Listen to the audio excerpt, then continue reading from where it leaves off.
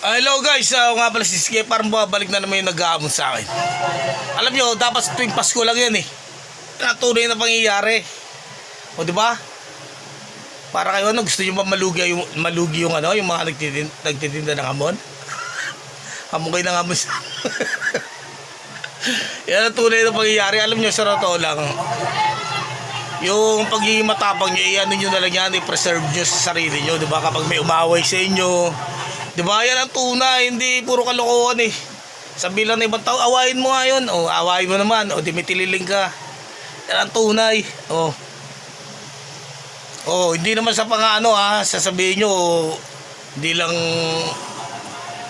lumaban, duwag na. Hindi ganon. Kailangan magpasensyahan, hindi yung puro kamatsili na sa ano, diba? Yan ang tunay.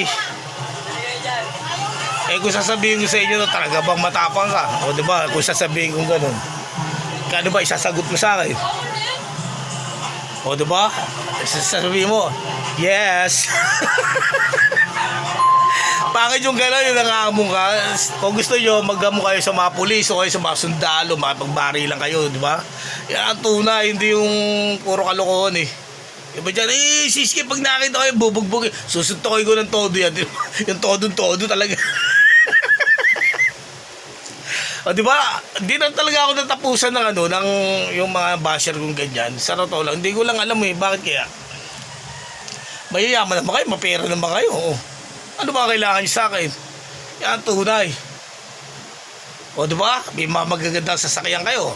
Ano kailangan nyo sa akin? O yung ano ko dyan ha, yung Hilux ko ha.